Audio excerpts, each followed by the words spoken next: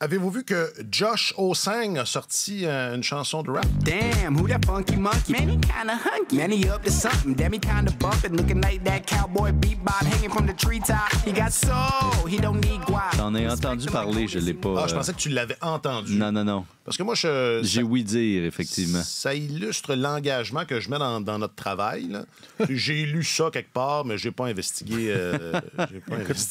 T'es un travaillant passionné. Je passe beaucoup d'heures à lire sur le hockey chaque jour. Mais t'as pas vu chaque ça? semaine, j'ai même pas vu ça. Ça devait pas être très important. Mais là, ça a été annoncé. Comment? C'est pas important. Ah non, mais c'est pas important, je te rassure.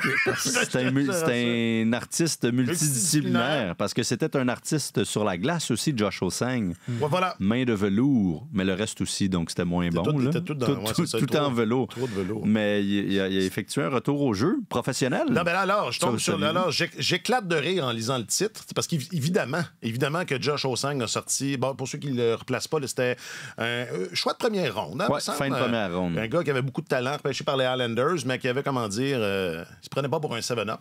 On peut dire ça comme ça. Puis, je comprenais pas pourquoi il devait passer un peu de temps dans la Ligue américaine. Entre autres. Fait que j'éclate de rire devant le titre parce que, bon, évidemment, mais moi, je pensais qu'il avait pris sa retraite ou que, je sais pas, là, que c'était une deuxième carrière. Mais non, il joue encore dans la ECHL. En fait, il avait comme semi-arrêté de jouer, là. C'est ça. Depuis 2 ans. Il tente un retour. C'est ça. Mais là, il joue dans la ECHL en Floride, je pense. Avec les Everblades. Exact. Avec les Everblades de Florida. 4 points en 5 matchs. Donc, il sort tranquillement. Puis, tu dors au gaz? Josh Osang. Mais c'est populaire. Vous savez que Denis Shapovalov, qui lui est un joueur de tennis. Oui. Dont la carrière va mieux que celle de Osang. Oui. On peut dire ça. Et piétine un peu ces temps-ci, mais elle va quand même bien mieux. Là. Si Josh Osang était actuellement le 100e meilleur joueur au monde, ça irait bien. Il ferait beaucoup plus d'argent que ça. Mais, ouais, Chapeau a sorti un extrait aussi. Sorti des je l'ai vu. Ce qu'on appelle des featuring, là, des apparitions sur des albums, sur des tunes de rap. C'est un petit peu plus d'envergure que Osang. Remarque que j'ai pas entendu son tube, là, mais j'ai juste lu. Je pense qu'il y a des contacts plus éminents. Je sais pas, Valov. Je vous ai jamais demandé si vous feriez quoi d'autre. Si ça m'a inspiré ça un peu. Je suis sûr que toutes ces performances musicales ne sont rien à côté de la beauté de son revers. De l'album de Jacques Villeneuve. J'avais oublié ça. Ouais. Ah, wow. Ça, nous autres, on se donnait ça en méchant cadeau, genre en cadeau coquin, quand c'était sorti là, dans notre cercle d'amis. Là. Puis je pense que ça a contribué aux 350 albums qu'il a vendus à peu près. On a dû en acheter 9, genre, de ces 300. Il y a un pourcentage élevé des ventes de l'album de Jacques Villeneuve que c'est des revenge, ou pas des revenge, mais c'est des cadeaux de troll, là, genre. C'est des cadeaux de troll, on faisait ça, on s'amusait beaucoup. Oui, ça, c'était des bons tubes, ça. Les rockstars rêvent tous, il y en a plusieurs qui rêveraient d'être des grandes vedettes sportives, des champions. Et inversement.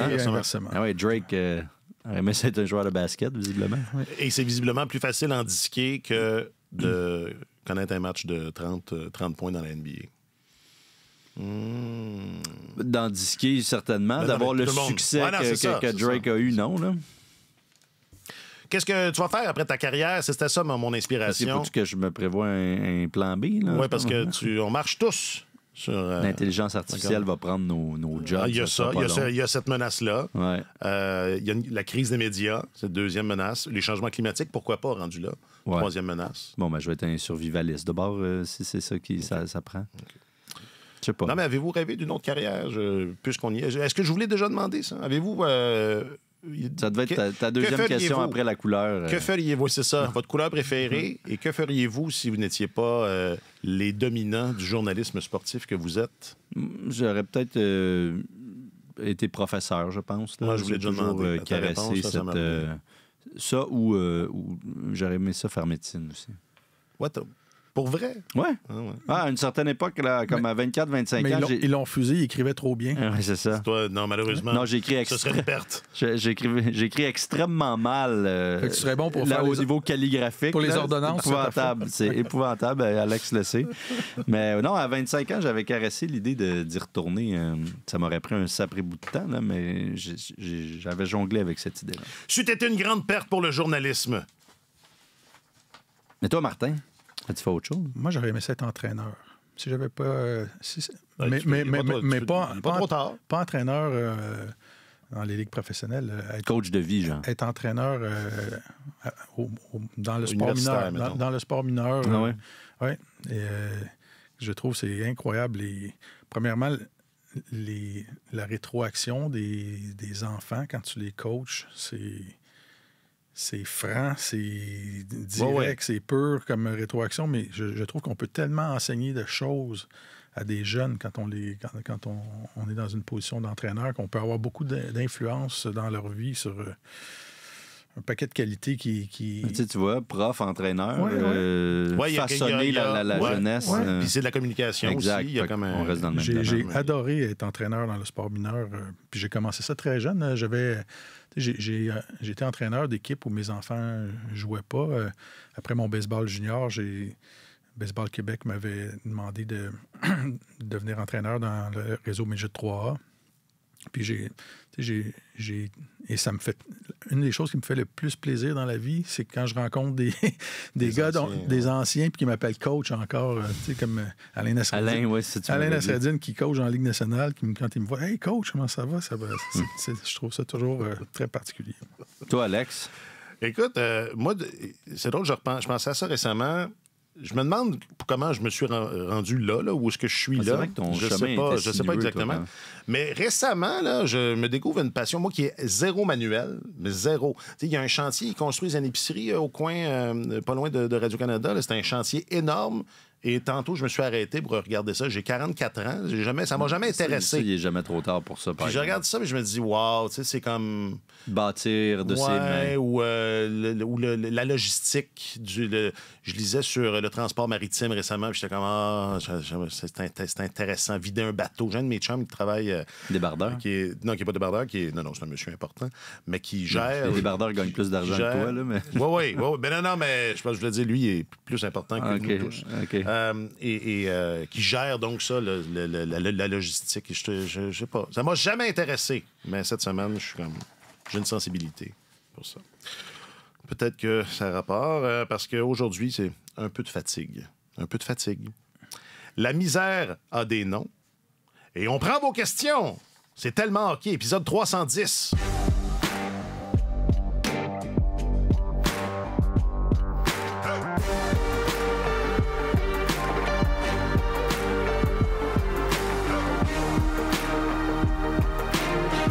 Avec votre chroniqueur principal au service des sports, j'ai nommé M. Martin Leclerc. Salut, Martin. Bonjour, messieurs. Et votre journaliste affecté à la couverture du Canadien et de la LNH, M. Alexandre Courteau. J'ai fait exprès. Ah, non, mais je me sens parce que mal. tu dis Marc-Antoine Gagnon. Eh oui, pourquoi? Gascon Gagnon, en plus, ça aurait pu... Ça serait plus facile, mais non. Mais non, toi, je te maîtrise. Ici, Alexandre Courteau. Si je te maîtrise. Que l'on salue à la barre de Tellement Courteau, Et de une El autre de Capucci. ses émissions. Oui, le créateur de El Capucci. Un grand fan d'Alexandre Merci d'ailleurs. Courteau, moi. Je reviens d'un voyage en voiture avec les enfants. Merci Alexandre Courteau. On a besoin d'El Capucci quand le petit de 5 ans ne s'endure plus sur la banquette arrière. Hey, je m'appelle Alexandre Coupal. Oui, comment t'appelles ça, après les sifflets, là? Les mêlées, oui. Je pense que les mêlées, ça me dérange pas. Je pense qu'on est capable d'être démêlés. Ça fait partie de la game. Tu sais, fait que c'est sûr, c'est une équipe, la Floride, qui joue avec beaucoup d'émotions, comme tu dis, les mêlées, mais ça nous force à faire la même chose. Fait que faut que tu t'attendes à ça. Puis, mais la game, elle va être beaucoup plus jouée entre les sifflets que dans les mêlées, mais les mêlées font partie de ça. Martin Saint-Louis, en prévision du match de mardi soir contre les Panthers de la Floride. À l'écouter, on pourrait presque penser que c'est un match qui a un enjeu. qui a une certaine signification. On en a parlé de ça un peu, mais ça doit quand même représenter tout un défi. Puis j'imagine qu'on va y venir, parce que quand je dis un peu de fatigue, c'était le sentiment un peu qui nous animait alors qu'on préparait cette émission-là. Là. Moi, ça fait plusieurs semaines là, que je suis tanné là, d'entendre après une défaite qu'ils n'ont pas été battus ou que on n'a pas échoué. Qu'ils n'ont pas échoué. On va y venir, mais puis Martin, il me semble que je t'ai entendu, c'est ça, commenter un peu cette ambiance-là. Ça doit pas être facile de... Il reste 2 semaines, là, de donner un sens à tout ça. Non, oui, ça doit pas être facile. Vas-y. On n'a pas échoué, on n'a juste pas gagné. Oui, ça, c'était la dernière. Ça, c'était après le match la dernière version contre Caroline. On n'a pas été battus. Mais en termes philosophiques, là, il y a des leçons, il y a des leçons border démagogiques là-dedans. Là, je suis admiratif devant son contrôle du message, je dirais. Ouais. À Martin Saint-Louis, toi moins, visiblement. Ouais. Non, mais écoute. Moi, ça me... Oui, vas-y. Je suis d'accord, là, je trouve... Je le comprends aussi. Regardez, je vais m'exprimer, puis on en débattra après. Je comprends un peu ce que Martin Saint-Louis fait, parce qu'il reste 9 matchs à sa saison. Ça fait longtemps que ça fait combien de temps, d'ailleurs? Longtemps. Que ça s'en va à volo. Tu sais, avant le match des étoiles. Là, c'était déjà... réglé, je me rappelais plus. Ouais. Alors, on savait très vite que l'objectif du début de saison, qui n'était pas très ambitieux, là, ne serait pas atteint. Ça, on le savait. Depuis ce temps-là... Bon, c'est sûr qu'en février, les joueurs y croient encore, c'est dans leur ADN, ils sont faits comme ça, ça va. Vient un point où il faut que tu te mettes la tête devant le miroir, là, puis que tu fasses face à la réalité, puis tu te rends compte que même si mathématiquement il y a une chance, c'est terminé. Alors, il faut que Saint-Louis coache son équipe dans ces circonstances-là. Il faut qu'il les convainque de se battre encore, parce qu'on va dire « Ah, ils sont bien payés, c'est des professionnels. » Oui, mais d'accord, là, mais c'est humain. Là, je veux dire, tout le monde se bat pour une chose dans cette ligue-là, c'est d'abord de faire les séries, ensuite de gagner une Coupe Stanley. Quand ça fait 3 ans de suite que tu es complètement hors du coup, que c'est le même scénario année après année, même si tu joues mieux, même si tu perds par moins de buts. On regardait le différentiel de buts du Canadien, c'est amélioré dans 22, c'était le pire, 23, c'était pas fort, mais c'était un peu mieux, puis là, 24... Ça, c'est des années, ça. C'est toujours pas fort mais en 2023-2024, mais c'est mieux. Alors, il y a des petites améliorations. Alors, Martin Saint-Louis doit trouver des façons de continuer à motiver son groupe, à essayer de leur faire croire qu'il y a un certain enjeu, ne serait-ce que personnel et ou collectif, là, dans la structure qu'on essaie d'implanter, mais ça reste que je trouve qu'on nous sert un peu, on nous joue du violon, là, puis on nous sert du pré-marché en disant non, il y a du progrès, ça progresse, on n'est pas loin et tout. Puis là, je trouve que ce discours-là... On a tenu tête pendant 2 périodes. Ce discours-là qu'on entend ad nauseam, là, je commence à trouver ça... j'ai l'impression qu'on nous prend un peu pour des valises. Laisse le mal. Ben là, ça sort un peu. Je vais laisser Martin renchérir, puis je verrai si j'ai autre chose à ajouter par la suite. Mais je trouve qu'on commence à nous servir du Kool-Aid. Puis il y en a qui le boivent. Laisse le côté obscur. Martin. Écoute, je sais pas ce que je peux ajouter à ça, mais c'est vrai que moi, Martin Saint-Louis, une de ses grandes qualités, je pense qu'il est très bon depuis son arrivée. On s'entend, là, c'est une période absolument affreuse dans l'histoire du Canadien. C'est la pire. Et Martin est capable de contrôler quand même médiatiquement le message. Complètement. Et il garde la presse à bonne distance, quand même, quand je parle... de la critique. De la critique, exactement. Et cette équipe-là est à peu près pas critiquée alors qu'elle traverse une des pires... puis la direction a préparé le terrain en disant on reconstruit, puis on y va avec la jeunesse et tout ça. Fait qu'il n'y a aucune attente pour cette équipe-là. Souvenez-vous, au tournoi de golf, Jeff Gorton est arrivé, puis il a dit non, le mot en P... Le mot playoffs, on ne parle pas de ça. Tu sais, la trame est bien dessinée, puis le public semble accepter, mais il me semble qu'il y a une petite coche aussi d'adhésion au sein du public. Tu parlais chez les joueurs tantôt, là, tu sais, à un moment donné, c'est le même scénario qui se répète. Je sens pas une grande ferveur. Un peu moins d'adhérence. Oui, c'est normal. Le temps... Oui, Alors je regarde ça aller, mais je suis surpris, je pense, tout autant que toi, de voir que le message de Martin est à peu près pas filtré dans plusieurs... J'ai essayé de le filtrer samedi. Là. Dans plusieurs Mais même médias. moi, je m'en rends coupable. C'est ça, la beauté ou la force. Le génie! Le génie de cette organisation-là, et particulièrement de Saint-Louis. Même moi qui en ai conscient, je me fais avoir par moment. Ouais. Mais tu sais, le match de samedi, c'est un bel exemple parce que, écoute, on était sur la passerelle, on voit plus qu'une centaine de matchs par année, là. Et on se prenait la tête à deux mains, on disait c'est épouvantable ce match-là.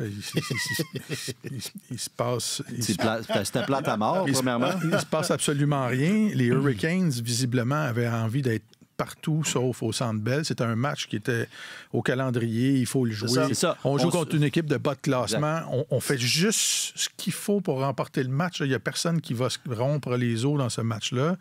Et le Canadien, 6 chances de marquer, comme dans le match précédent, 6 chances de marquer, rien généré. C'est famélique, là. C'est comme regarder une course de canot dans le sable. Là. Les gars rament dans le sable, il se passe rien. Et après le match, là, Martin qui se présente au podium puis il dit non, On n'a pas échoué. On n'a pas échoué. On n'a juste pas gagné. On n'a juste pas gagné. On n'a pas échoué. Okay. Et ce sont. Mais on comprend qu'est-ce qu'il essaye de dire par ça, là. Tu sais, ce qu'il veut dire par là, c'est exagéré. Ben oui, Parce c'est que exagéré. On n'a pas donné de but à 5 contre 5. On a tenu tête aux Hurricanes. Il en a ajouté en disant, moi, depuis que je suis ici, c'est le meilleur match qu'on a disputé contre eux autres. Bon, je suis allé voir. C'est trop. 7 fois, ils les ont affrontés, 7 défaites. OK. Une fois, ils ont réussi à pousser sans tir de barrage là, ou en surtemps, donc ils ont fait mieux déjà. Mais c'est peut-être un de ces matchs où est-ce que le résultat peut-être, je m'en rappelle pas. Mais c'est ça, exactement. Peut-être, mais c'est pas gagné la journée. Comme tu dis, c'est trop. C'est ça, c'est qu'à un moment un peu donné, moi, j'ai commencé comme ça. J'imagine que c'est pas facile de gérer cette période-là, là, où est-ce que, dans le fond, les matchs sont joués parce qu'ils sont au calendrier. Oui, c'est la seule raison d'être de ces semaines-là qu'on écoule. Et j'ai de l'empathie pour ça. Puis je suis pas... je suis un peu un imbécile, mais pas tant. Je sais que cette équipe-là est pas tant capable... Enfin, moi, ça fait quelques mois là, que je prétends qu'elle pourrait faire mieux, là, mais peut-être pas. C'est pas évident. Et que ça doit pas être facile à gérer. Mais c'est trop. T'sais, quand moi, j'ai pas vu le match en direct samedi, j'étais en escapade Pascal, mais j'ai regardé quand j'ai vu le résultat, c'est la première chose que j'ai lue, ça devait être ton texte, c'est on a perdu, mais on n'a pas échoué. On n'a pas échoué, on n'a juste pas gagné. Je m'excuse. Vous avez échoué 3-0. Ou précédemment, c'était quoi? Non, on n'a pas perdu. Il y avait une autre réplique de Martin Saint-Louis qui ressemblait à ça. On n'a pas été battus. On n'a pas été battus. On a perdu, on n'a pas été battus. Ça, il le dit souvent. Non. J'ai pas vu le match, là, mais c'est marqué 3-1. Vous avez été battus. C'est trop. T'sais. Dans le hockey, c'est un sport cruel parfois parce qu'il y a des matchs où tu peux dominer totalement ton adversaire puis tu tombes sur un gardien qui est en feu. Puis possession de rondelle, tu es à 65 %. Chance de marquer, tu en as 2 fois plus ou 3 fois plus que l'autre équipe, puis tu peux perdre le match. Dans ce temps-là, tu peux dire... Non, je comprends. On a été les meilleurs ce soir. C'est ça. Mais on aurait mérité mieux. Mais on s'entend que ce genre de scénario-là, on l'a pas... On l'a pas vu souvent cette année parce que c'est pas une équipe dominante. Mais non. Mais cela dit... moi, je suis inquiet pour la suite. Sur la passerelle, j'ai posé une question à Alex tout à fait innocente samedi, puis j'ai dit... Comme la plupart de tes questions. Si on regarde l'alignement du Canadien, là, il y a combien de joueurs qui sont là présentement qui vont être là quand cette équipe-là va participer aux séries? Puis... quand elle va être compétitive, Oui. Ben, c'est ça. Okay. Compétitif, c'est dans les 16. Parfait. Dans les 16 meilleurs sur 32. On s'entend.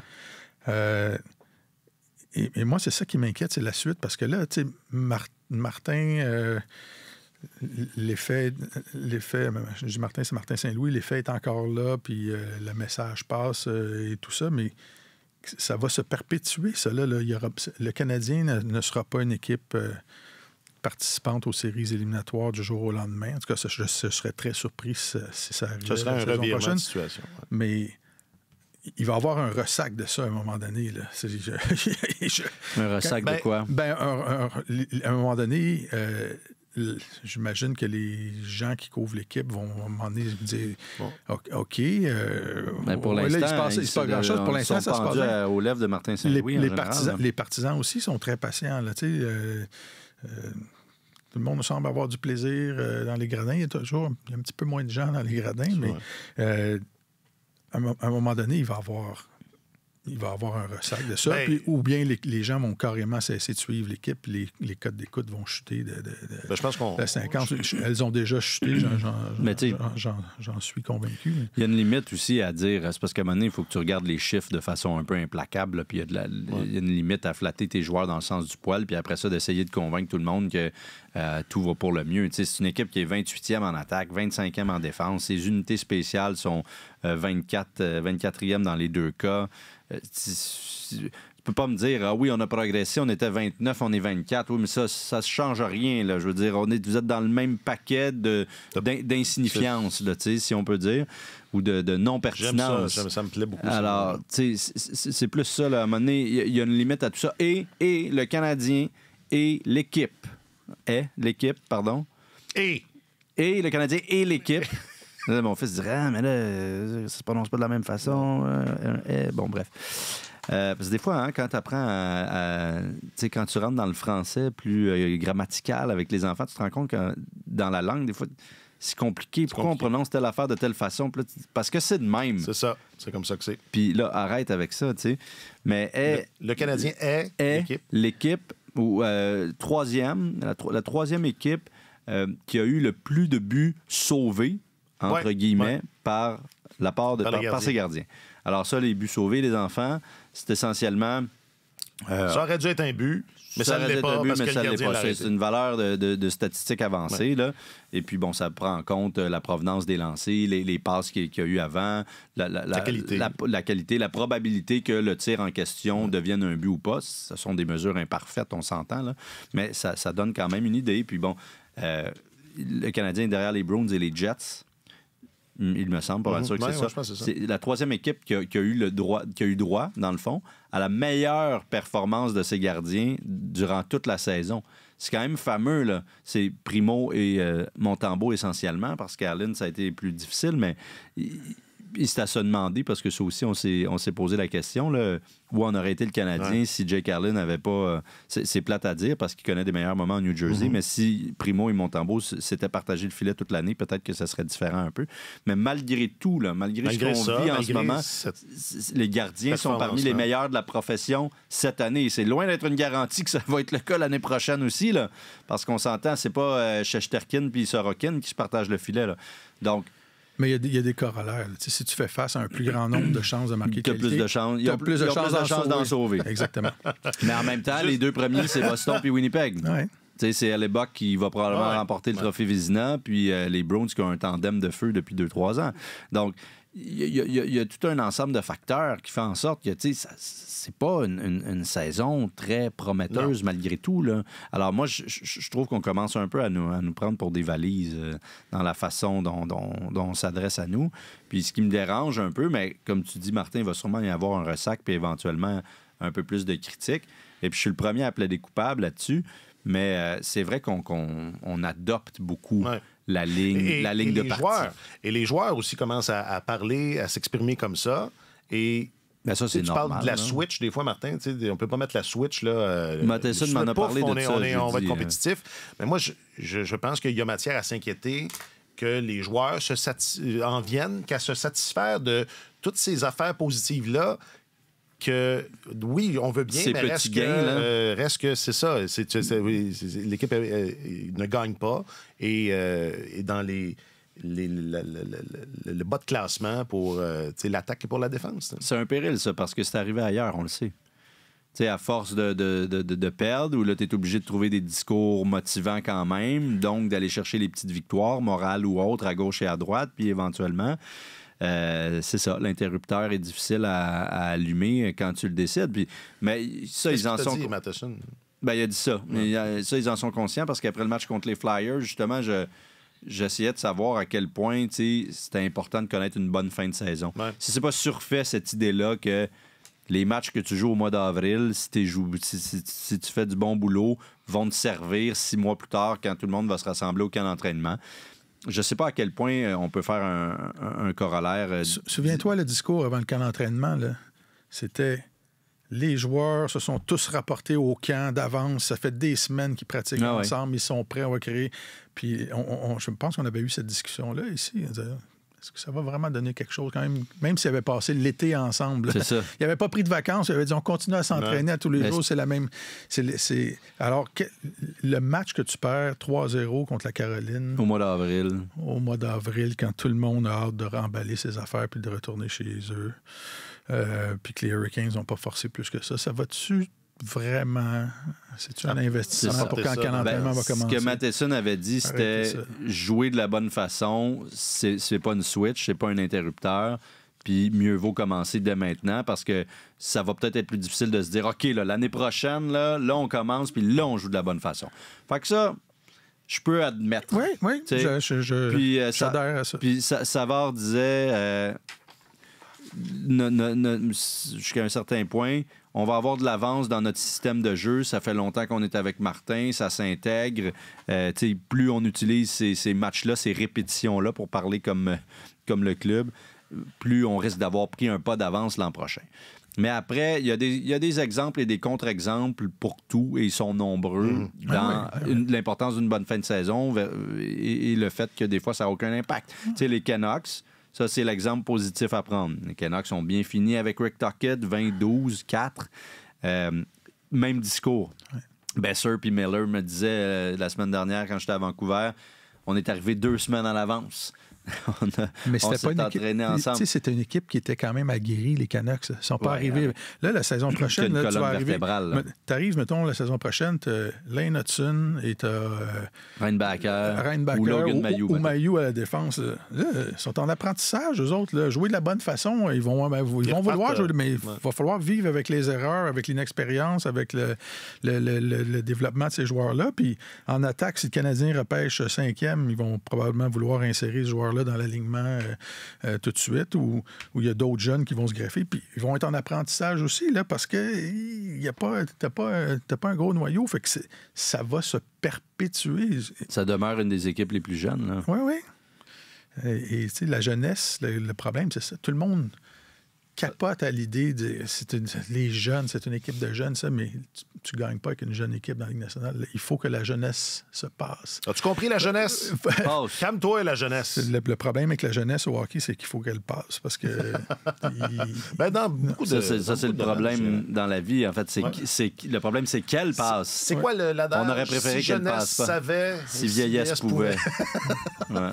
Voilà. Là, nous, on est comme dans le mushy middle à ce moment de notre vie. C'est bon, d'ailleurs. C'est pour ça que Martin est bien meilleur que nous.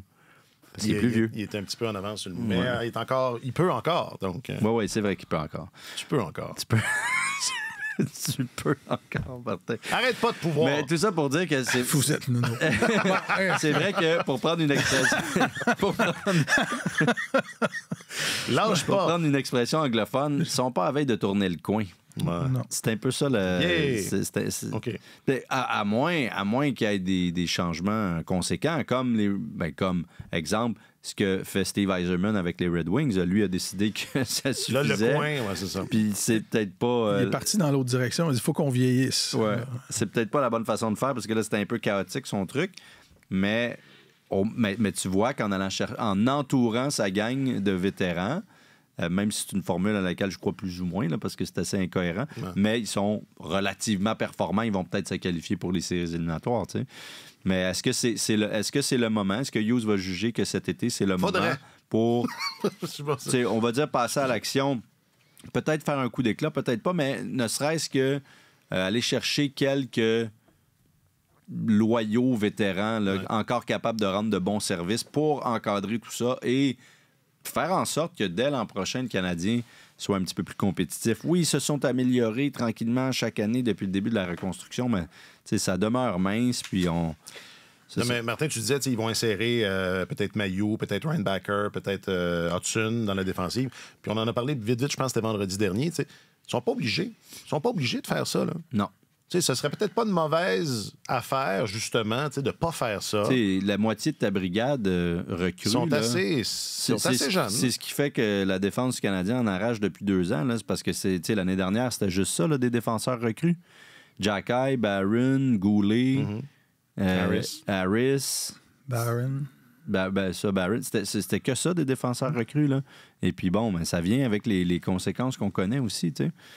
Alors, je comprends que c'est le discours qu'on va tenir jusqu'à la fin, puis c'est correct, puis il reste 2 semaines, puis regarde, c'est ça qui est ça. Là. Mais je m'attends à ce qu'au moins on nous prenne un peu moins pour... qu'on nous tienne un peu moins pour acquis. Ouais. Et ou que la critique soit peut-être un petit peu plus vive. Là. Parce que tout le monde dit ça fait juste 2 ans de la reconstruction. Hein, je m'excuse, je suis pas d'accord avec ça. Oui, Saint-Louis, ça fait un petit peu plus que 2 ans qu'il est entré en poste. Mais en 2021-2022, le Canadien a été exécrable et a fini dernier. Alors, une reconstruction, c'est quoi? C'est finir dernier, c'est être mauvais, puis c'est tout liquider ce que tu peux liquider à la date limite des transactions, des échanges. Et c'est ça qu'ils ont fait en 2021-2022. Alors, même si Gorton, Hughes, puis tout ça, Gorton en décembre, Hughes en janvier, Saint-Louis en février, d'accord, mais cette année-là, le résultat de ça, c'est une année de reconstruction. Ils ont fini dernier, ils ont repêché Slavkovski, ont échangé Lekkonen, Charrot, Toffoli, tout le monde à la date limite des échanges. Donc, c'était une année de reconstruction. Ouais. L'année dernière aussi, et cette année aussi. Ouais. Donc, l'an prochain, ça va être la 4e année.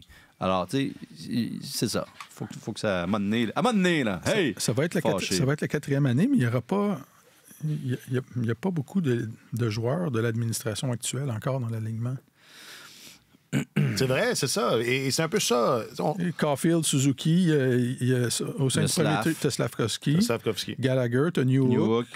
Armia était déjà là. Anderson était déjà là. Evans.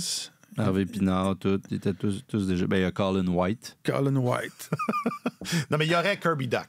Colin, ils vont lui donner une prolongation de contrat. On se demandait samedi si c'était 7 ou 8 ans qu'elle allait avoir comme prolongation. Non, on disait que ça allait peut-être accrocher sur la 8e année. Là. Ouais. Et Newhook... Je dis que les gars, ils ont du plaisir sur la il faut bien. Tu n'as pas vu ce match-là samedi, mais grand bien t'en face. Tu as Slav, Newhook, puis ajoutons Dach. Matheson. À l'attaque. Matheson. Puis en arrière, Matheson... Et c'est ça. C'est ça. Ouais. C'est ça. Écoute, l'empreinte tarde à se manifester. Non, mais ça illustre tranquillement. Ça illustre juste à quel point même Joshua Roy, c'est Trevor Timmons. Oui, c'est long de faire tourner la roue. Là. Dans le même ordre d'idée, puis on n'en a pas fait en cas, parce que, bon sang, on se serait... Déjà c'est pas évident de ne pas se répéter. Si on avait ajouté ça au menu, ça aurait été encore plus... Ça aurait été un écueil encore plus difficile à éviter, mais j'ai repris de tes notes, Martin, ton sous-titre en entier. La misère a des noms. Parce que... je les ai pas tous mis. Mais... ben, tu es libre à toi d'en ajouter ad lib. Mais... Tu sais, comme Anderson, on n'en parle pas à chaque semaine, même à chaque mois. Parce qu'on en a parlé souvent. Non, mais je sais. Mais tu sais, le temps file, puis ça continue de mal aller. Brendan Gallagher, même chose. J'ai été... Cole Caulfield, un but à ses 19 derniers matchs. Je m'en doutais là, que ça... Mais j'avoue que là, tu sais, 20 matchs, c'est un quart de saison, là. Oui, c'est inquiétant. Il est bon, là. Il joue bien, là, c'est ça. Il distribue super bien. Mais... Et quand tu parles de la production d'un joueur de hockey, tu regardes dans quelle situation il est placé aussi. Là, il joue au sein du premier trio avec Suzuki, avec Slavkovski, en avantage numérique, première unité tout le temps.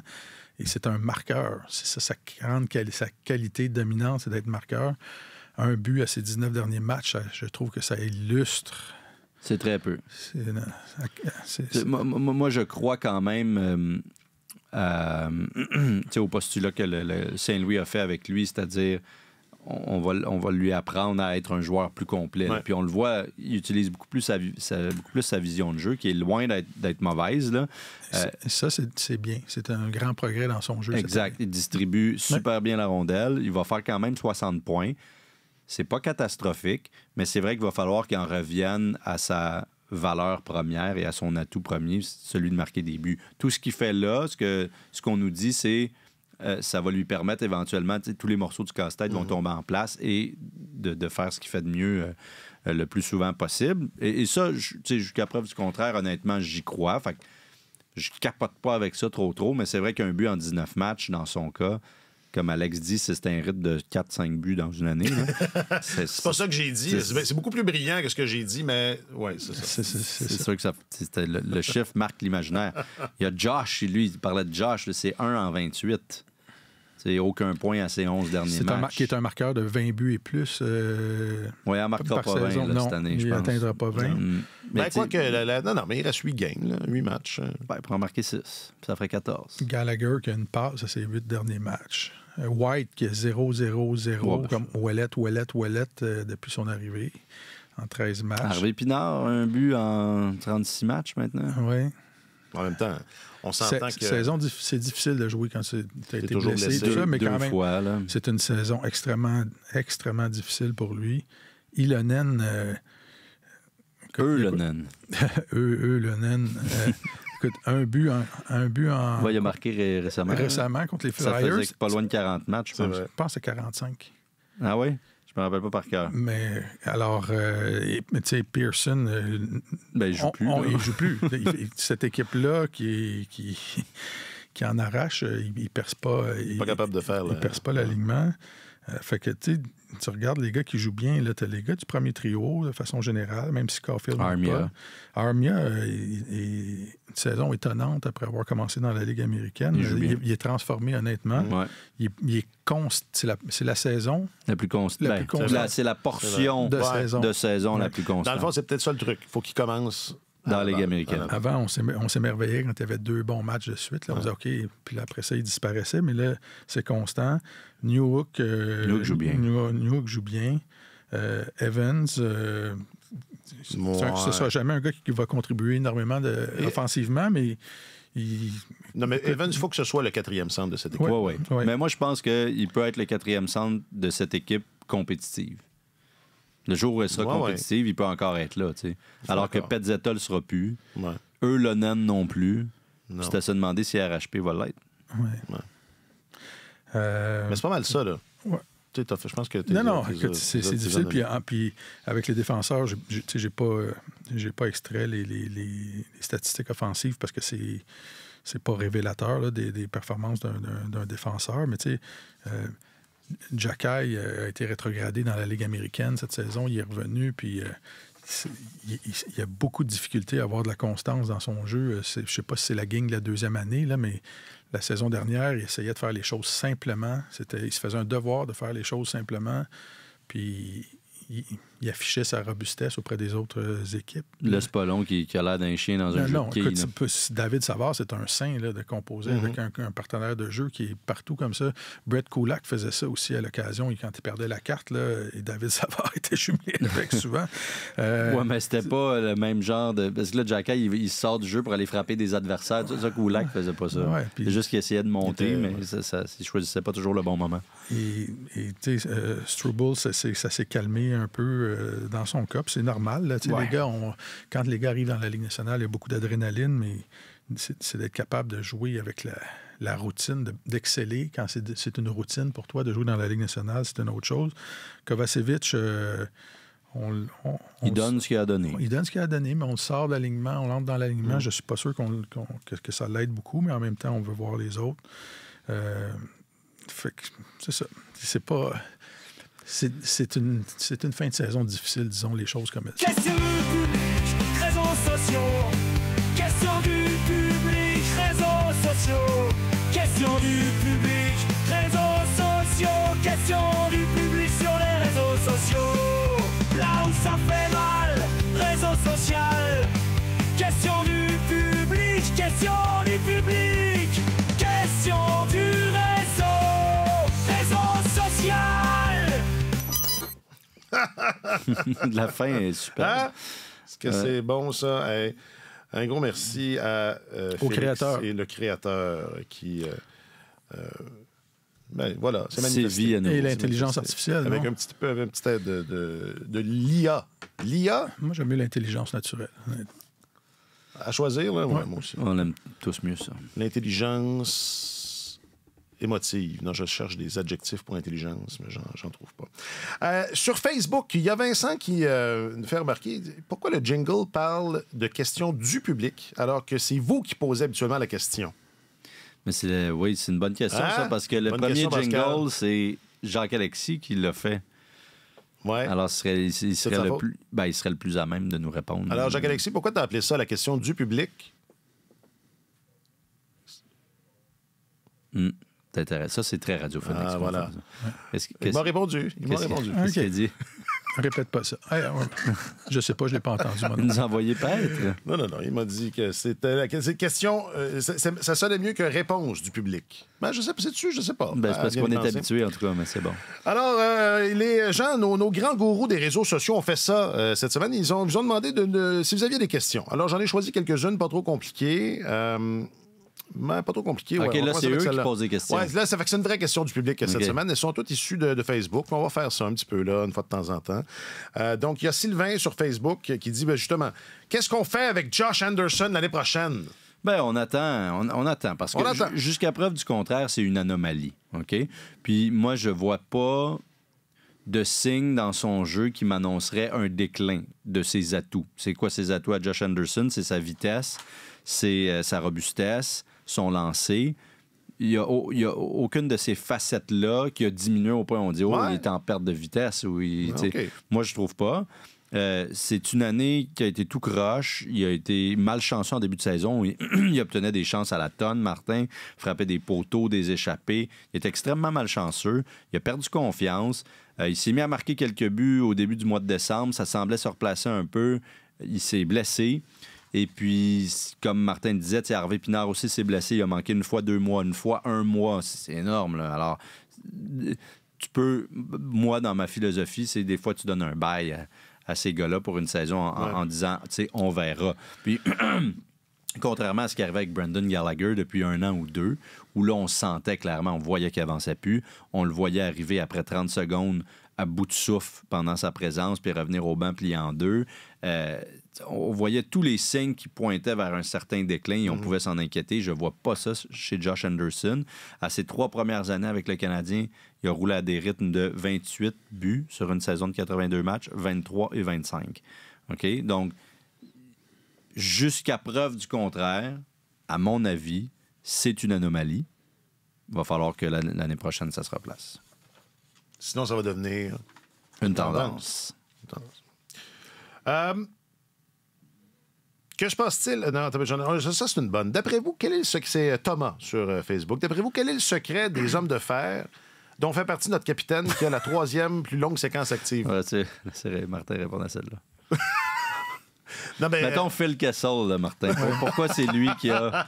mais dans le cas de Suzuki, est-ce que... On peut pas dire ça dans le cas de Non. Suzuki. Là, puis je trouvais ça intéressant parce que ça illustrait, c'est ça, un rare élément positif. Oui, bien, écoute, il y a plusieurs facteurs. Premièrement, il y a certains joueurs dont la... Plekanec n'était pas souvent blessé, je pense. Non, Plekanec n'était pas souvent blessé. Ça peut être le style de jeu du joueur. Ouais. Il y a des joueurs qui ne sont pas physiques de nature, qui choisissent leur moment pour être physique. Et c'est pas négatif ce que je dis là. Mais il y a des gars qui sont particulièrement durs à leur corps, Ouais. qui sont particulièrement endurants et qui vont jouer en dépit de blessures qui forceraient d'autres joueurs à se retirer de l'alignement ou à dire « moi, je suis pas capable de jouer ». Suzuki s'implique physiquement, à mon sens. C'est pas un joueur qui... Non, qui a peur de recule la confrontation. devant ça. Mais je suis persuadé qu'il y a certains soirs où c'est plus difficile pour lui de jouer parce qu'il y a des bobos et tout ça, puis il se présente quand même. Mais souvent, vous remarquerez la tendance, souvent, ce ne sont pas des joueurs qui ont un style de jeu très physique, là, qui passent à travers des calendriers après calendrier après calendrier sans... Des Phil Kessel, des Keith Yandel, Exactement. des gars comme ça. C'est pas Gallagher là, qui est l'homme de fer. Là, on Non. s'entend. Non. Même que non. Ça prendrait un autre. Et Plekanec jouait souvent. Oui, Plekanec était rarement. Doug Jarvis a longtemps eu le record, mais je peux pas dire que je connais son style de jeu vraiment. C'était pas un joueur très physique, Jarvis. C'était très intelligent, défensif, excellait sur les mises au jeu et tout ça, mais c'était pas un joueur robuste. Et il y a un facteur chance aussi. Tu peux arriver puis bloquer un tir ou passer devant le filet puis recevoir une rondelle sur un pied puis te faire casser un pied. Puis ça n'a aucun rapport avec la façon dont tu joues ou ton endurance. T'étais devant le filet. Ouais. Tu fous? Mais tu peux sortir d'un bar puis manquer la marche puis te tordre une cheville aussi. Ça se peut. OK, puis une petite dernière, Éric, puisqu'ils étaient en ville. Que se passe-t-il avec Kotkaniemi, qui faisait tellement rêver l'animateur de Tellement Hockey? Je me rappelais, je me suis pas... As-tu rêvé de Jesperi, toi? Je l'aimais, je pense que je l'aimais. Hein? Kotkaniemi, je le trouvais bon, mais ça m'a rappelé ça à mon bon souvenir. Donc, que l'animateur aimait tant et qui peine... Oui, non, c'est ça. Que tout le monde aimait il y a à peine 3 ans. C'est vrai que c'est un déclin. Aviez-vous... Parce que là, c'était un espoir de premier plan à un certain point. Puis là, je pense que c'est un gâchis. Et, tu sais, des fois, je sais pas, est-ce que c'était envisageable? Est-ce qu'il y a un moment où est-ce que c'était comme prévisible, cette chute-là? Là? Je veux pas... critiquer trop un gars non plus, là, qu'on connaît pas si bien personnellement, mais Kotkaniemi a jamais eu la réputation de quelqu'un qui était vraiment à son affaire. T'sais. Puis je pense que ça a dû jouer dans sa carrière jusqu'à présent, parce que tous les bons joueurs, les grands joueurs d'autant plus, mais même ceux qui finissent par être des très bons joueurs ont ce désir-là d'être meilleurs que les autres, puis adorent la compétition. Travaillent fort. Ils sont toujours à essayer de perfectionner ce qu'ils maîtrisent déjà souvent. C'était pas son cas. Puis je veux pas le critiquer ouvertement en disant que c'était un pogne-fesse, puis c'est pas ça, là. C'est pas ça le point. Je veux juste dire qu'il y a sur la marge de Phil Kessel à Sidney Crosby, mettons, il y a plusieurs... la fameuse échelle Kessel-Crosby. Il était plus proche de Kessel.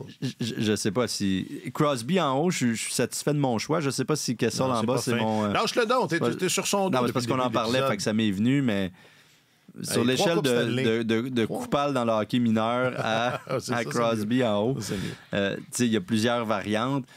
Kotkaniemi était un peu au-dessus de ses affaires. C'est cru arriver. C'est un jeune homme qui croit en lui, mais qui est pas... qui n'a jamais donné l'impression non plus d'être ultra... C'est pas nécessairement sa priorité là, de s'améliorer tout le temps en toutes circonstances. Alors, je pense que... Puis souvent, donner un contrat à long terme à un gars comme ça, des fois, ça peut venir te jouer un vilain tour. En même temps, d'un point de vue pur, talent pur, où est-ce qu'il aurait pu se rendre, je sais pas. Là. Ça a été un mauvais choix de l'organisation du Canadien. Là. On le savait presque dès le départ. On se gardait une petite gêne et l'avenir ne l'a que corroboré. Mais ça a été un mauvais choix. Alors, il aurait certainement pas dû être repêché au 3e rang. Puis là, alors, est-ce que c'est un peu tout ça qui explique qu'il en est où il en est présentement? Parce qu'il a eu ses chances. Hein? Il a été au centre du 2e trio. On l'a fait jouer avec Martin Necas. On lui a donné des ailiers productifs à plusieurs reprises. Ça fait quand même 3 ans qu'il est en Caroline maintenant. Rod Brindamour lui a donné des chances, puis c'est un bon entraîneur qui a réussi à tirer le meilleur parti de bien d'autres joueurs. Alors, j'aurais tendance à dire qu'il ne s'en prenne qu'à lui. Là. Et tu vois, il en est à la 2e année d'un contrat de 8 ans. Ça, j'ai jamais compris d'où ça sortait, pour être honnête. Là. Et moi, je me demande s'il va pas se faire racheter. Parce que si tu rachètes un joueur avant l'âge de 26 ans, tu lui dois seulement le tiers du... Ah, je savais pas ça. Tu lui dois le tiers de ce qui te reste à payer. Il faut que tu lui donnes réparti. C'est la même répartition. C'est ça, la pénalité. C'est la même répartition, mais il faut que tu le rachètes avant 26 ans. Donc là, Kotkaniemi a 23, va avoir 24 cet été. Alors, théoriquement, là, je pense, peut-être que ça dépend de la date à laquelle tu vas avoir cet âge-là, mais théoriquement, je pense qu'il pourrait attendre 2 autres années, ce qui fait qu'il aurait écoulé 4 ans de son contrat. Et là, tu le rachètes et bon, tu étales ça sur 8 ans, mais seulement le tiers de la valeur restante du contrat. Sinon, c'est le 2 tiers. C'est ça. Et si tu rachètes dès maintenant, tu étales ça sur 12 ans. Donc, c'est un petit peu plus violent. Alors, mais à moins qu'il se replace, évidemment. Mais la tangente que ça prend, c'est pas encourageant. Et je serais vraiment pas surpris, si ça se poursuit, de voir les Hurricanes racheter son contrat. Kotkaniemi va toujours être évalué en fonction de son rang de repêchage. Tu sais, c'est un joueur de la Ligue nationale. C'est correct, mais il a été choisi 3e au total et il va toujours être évalué. Devant qui, donc? Ça a été une erreur épouvantable. On m'a raconté que les entraîneurs du Canadien, entre eux, se prenaient la tête à 2 mains. À l'époque, ah ouais? Oui. Très rapidement. Parce qu'eux, ils avaient un préféré. Ben, ils se sont rendus compte qu'il y avait une différence entre Tkachuk et Kotkaniemi. Et Kotkaniemi... Non, tu veux dire pas au repêchage, mais après les avoir vus jouer, là, mettons, dans le fameux tournoi, au camp des recrues. Là. Le fameux tournoi après des recrues. avoir vu des matchs, après avoir vu passer un peu de temps. Et Kotkaniemi va toujours, en plus, être évalué en fonction de son salaire. Alors, tu sais, c'est un gars qui a été sélectionné 3e au total, qui aurait probablement pas dû être sélectionné 3e au total, qui a été subtilisé aux Canadiens avec une offre hostile dans le contexte où les Hurricanes voulaient se venger. On imagine. Ouais, puis ça en dit long que le Canadien n'est pas... Tu sais, c'était 6 millions, là. Oui. Ça en dit long que le Canadien ne l'a pas à côté. Là. Ça veut dire qu'à l'interne, on l'avait compris. Là. Exact. Et tu disais, il avait la réputation de peut-être pas être à son affaire et... Je me suis fait raconter quelque chose encore par un ancien entraîneur, un ancien membre du groupe d'entraîneurs du Canadien. Et quand la pandémie était arrivée, en fin de calendrier, saison régulière, quelqu'un qui avait demandé à Kotkaniemi, qu'est-ce que tu vas faire là? Il y a des séries éliminatoires qui vont peut-être avoir lieu plus tard, dans une couple de mois. Puis il avait dit, je vais retourner chez nous puis je vais jouer au tennis. Puis là, il avait fallu... En même temps, c'est vraiment agréable. Oui, c'est agréable. Mais il avait fallu lui faire un meeting pour dire, là, mon vieux, c'est parce que ça marche, le tennis, ça marche pas. Là. On va revenir, puis ça va probablement être le début des séries éliminatoires, puis il faut que tu t'entraînes sérieusement. Et souvenez-vous, dans ces séries-là, dans la bulle à Toronto, Kotkaniemi avait été bon. Ouais. Et les entraîneurs du Canadien avaient souligné que ça paraissait qu'il s'était entraîné comme il faut. Et moi, il y a une autre chose qui avait retenu mon attention, c'est après le parcours du Canadien jusqu'en finale de la Coupe Stanley dans la division canadienne, etc., Kotkaniemi avait été laissé de côté à quelques reprises durant les séries. Ouais. Et il avait protesté. Il l'avait pas pris. Il n'avait absolument pas accepté ça. Là. Il trouvait que c'était une injustice. Alors, la capacité aussi de te situer par rapport au groupe, la maturité aussi, de dire, écoute, je suis un des joueurs les plus jeunes de... Ta propre évaluation, ton auto-évaluation. C'est ça, la capacité de t'auto-évaluer. Ça m'avait fait sursauter aussi. Un gars comme Suzuki n'aurait jamais fait ça. Avec la maturité qu'il a. Alors ça, ce sont deux choses qui, si le Canadien n'a pas égalé l'offre quand c'est arrivé, la Caroline, il y avait tout ça. Ils ne se sont pas dit on a un joyau inestimable entre les deux. Mais non. Puis par rapport à l'entraînement, après sa première saison dans la Ligue nationale, qui a quand même été pas mal là, pour un centre recru de 18 ans. Il était retourné en Finlande, évidemment, et puis il s'était pas entraîné, il n'avait pas pratiqué son coup de patin, alors que c'était clairement une de ses lacunes. Il n'avait pas pris d'entraîneur privé, il n'y avait pas rien de ça, alors que les gars là-bas, lui, viennent de Pori, là, puis Armia. Pori. Pori. Ouais, ben c'est un petit mot. Hein?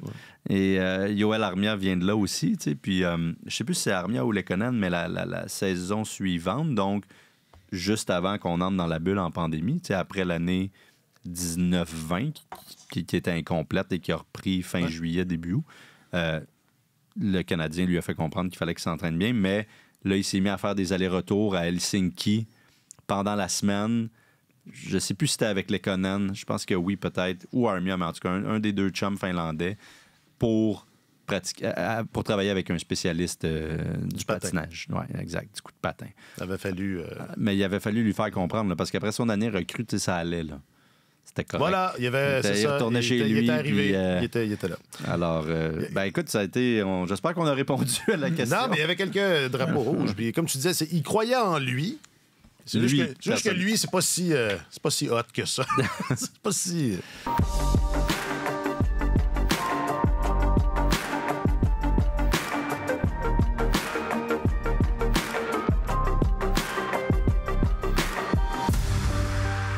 va conclure, mais je m'en voudrais de passer sous silence 2 plateaux qui ont été atteints cette semaine, soit la 19e saison consécutive avec au moins... Avec un point... De plus d'un point par match. C'est-à-dire, Crosby a atteint les En 82 moyenne. points, ce qui veut dire que ça lui fait 19 saisons consécutives où il a, c'est ça, au moins un point par match en moyenne. Mm-hmm. C'est ça. Et ça, c'est il y a juste un autre joueur qui a fait ça. Et c'est Bert Olmsted. Non, c'est pas vrai. C'est Wayne Gretzky. Oui, il était bon, lui. Connaissez. Il était bon. Alors, c'est remarquable, honnêtement, Sidney Crosby, particulièrement avec toutes les blessures qu'il a eues dans sa carrière. Rappelez-vous, au début des années 2000, on pensait à un certain moment que sa carrière était peut-être compromise avec les commotions cérébrales qu'il avait subies. Puis, il est toujours revenu. Puis, tu sais, il va avoir 37 ans cet été. C'est vraiment, vraiment impressionnant ce qu'il est arrivé à faire. Puis là, avec une équipe depuis quelques saisons qui est comme la vieille jument, là, qui n'est plus ce qu'elle a déjà été, tu sais. Et puis, pour citer les Simpsons, là, parce qu'on en parlait avant d'entrer en ondes, et puis bon. C'est parce que je vais avoir un chat, puis on va l'appeler Mitan. Exact. Et là, on va pouvoir dire... Ton chat s'appelle Mitan. Mais Crosby, donc, félicitations, honnêtement. Puis on en a parlé il n'y a pas si longtemps, mais si c'est pour continuer comme ça à Pittsburgh, on lui souhaite de pouvoir terminer sa carrière ailleurs avec l'espoir peut-être de soulever un dernier trophée. Mais 19 saisons, j'aurais pas cru, parce qu'à un moment donné, il était tellement magané, puis ça allait tellement mal, puis il était encore jeune à cette époque-là, qu'il aurait pu s'inscrire dans la durée autant en étant toujours aussi performant. Et il y a beaucoup de gens dans la Ligue nationale qui peinent, qui ont de la difficulté à croire que Crosby, en étant aussi compétitif que ça, ça commence, là. En étant de nature aussi compétitive que ça, va accepter de terminer sa carrière à Pittsburgh et, Arrête donc, et de mais rater là, les séries à chaque saison. Fait que il y a une vague, comment on dit, une vague de fond. Ça Oui. commence, parce qu'il y a 2 mois, personne n'aurait osé dire ça. Mm-hmm. C'est vrai. C'était impensable. Ben, en tout cas, selon moi, là, Martin, Je me peut-être. frotte les mains. Martin, qui est quand même un penseur créatif, Ouais. puis C'est une des meilleures têtes. une des meilleures têtes, Là, qui est OK, qu'on souvent devant la parade, il ne regarde pas passer. C'est quoi? Alors peut-être que C'est lui vrai. avait déjà vu cette brèche-là, Ouais. cette ouverture-là. Moi, j'aurais cru, honnêtement, peut-être mon petit côté sentimentalo-nostalgique. Ça va te là. perdre. Ton romantisme va te perdre. Ouais, ma blonde me dit ça souvent. Non, c'est pas vrai, elle me dit jamais ça. Et voilà, alors, félicitations Non, à non, mais Crosby. c'est- Félicitations à Auston aussi, Austin Matthews, c'est l'autre palier. 62 buts. Oui, puis ça fait combien de saisons là, de 60 buts et plus? C'est sa deuxième. Ah, je pensais qu'on était Et une coupe plus. vous savez qu'ils sont pas... Non, ben oui, c'est ça, une couple. Non, mais plus que- En anglais, une couple, couple. c'est 2. Vous savez qu'il est le seul joueur actif, hein? Tu sais, Ovechkin n'en a pas 2 saisons de 60 non? buts et plus. Steven Stamkos non plus. C'est quand même étonnant. Tu sais, il joint un groupe extrêmement select que j'ai pas sous les yeux, mais qui qui est inclut, très select. qui inclut Brett Hull, Mike Wayne Bossy, Gretzky, Mike Guy Bossy, Guy Lafleur, Mario Lemieux. Oui. Mais pas beaucoup plus que ça. Puis ça, on dit ça de mémoire. Là. C'est un des meilleurs marqueurs de tous les temps. Puis il marque pas... Ah, c'est sûr. Oui, oui. Puis il marque pas ses buts comme Ovechkin. Il a moins besoin... Tu sais, Ovechkin... Il y a plus de créativité Ouais, dans son jeu. j'enlève rien à Ovechkin, mais il a eu la chance d'avoir des passeurs extraordinaires avec lui, puis tant mieux. Là, c'est ce qui fait les bonnes équipes. Et puis, les Caps ont tout fait pour pouvoir lui dénicher, ou en tout cas, faire en sorte qu'il joue avec Niklas Backstrom longtemps, puis il y a eu Kuznetsov aussi, puis qu'il y a des bons fabricants de jeu avec lui, mais c'est un marqueur de but qui a été souvent plus statique, si on veut, Ouais. moins original, moins créatif, se crée moins son espace lui-même. Évidemment, il l'a fait souvent sur des peux te faits, montrer au des moins faits un saillants. but. Mais non, il y en a plein. On comprend. On commence à Mais tu sais, d'ordinaire. Alors qu'Austin Matthews n'a pas vraiment besoin de personne pour... C'est sûr que ça aide de jouer avec Mitch Marner, là, c'est pas ça le point, mais c'est quand même un gars qui peut se créer ses occasions lui-même. Peut-être le meilleur tir du poignet que j'ai jamais vu de ma vie. De notre époque, certainement. Joe Sakic en avait tout un. Oui. Mais tu sais, quand on compare là, les époques, souvent, c'est toujours une coche de plus. Pas la alors. même technologie de bâton, non etc. plus. Mais ce qu'a changé Matthews, je pense, c'est la capacité de changer l'angle de tir à la dernière seconde, de rapprocher la rondelle et de tromper les gardiens avec ça. Et l'endroit d'où il décoche aussi, tu sais, près de son corps, par exemple. C'est pas, il attend pas d'être confortable, de l'avoir dans la zone ciblée parfaite. Là, il peut décocher pas mal de n'importe quelle façon. Ouais. C'est il y a 2 ans, je pense, Connor McDavid qui disait que durant l'été, il avait travaillé il avait travaillé sur la partie où la rondelle quitte son bâton, la partie du tir où il décoche. Il en a marqué 64 l'année dernière. Il disait qu'il s'inspirait du travail d'Austin Matthews. Alors, venant de Connor McDavid, sans dire. Écoute, il est rendu à 361 buts en 554 matchs. Là. C'est quelque chose. Il est en avance sur Ovechkin. Puis j'écoutais un peu les gars de Sportsnet dire... Là, on va voir probablement Ovechkin battre le record de but de Wayne Gretzky. C'est pas fait. C'est pas fait, mais ça s'en vient. En tout cas, ça risque. Il y a des bonnes chances. Et là, c'est sûr que c'est des gars de Toronto, mais ils disaient tout quand est-ce qu'on va voir Austin Matthews battre le record d'Ovechkin? C'est une autre paire de manches. Il y en a déjà 360. Là. Marquer un autre 500 quelques buts, 540 buts dans la Ligue nationale, c'est parce qu'il faut que tu dures tellement longtemps. T'sais. Ça va être. Puis il y a déjà eu des blessures, Matthews, au poignet, entre autres, commotion cérébrale et tout, alors qu'Ovechkin a évité les blessures toute sa carrière malgré son style de jeu. Là. C'est une force de la nature. Alors, on va attendre. Calmons-nous. On est à Montréal ici. Hein? On n'est pas à Toronto. On est à Montréal, alors on va dire à Toronto, calmons-nous.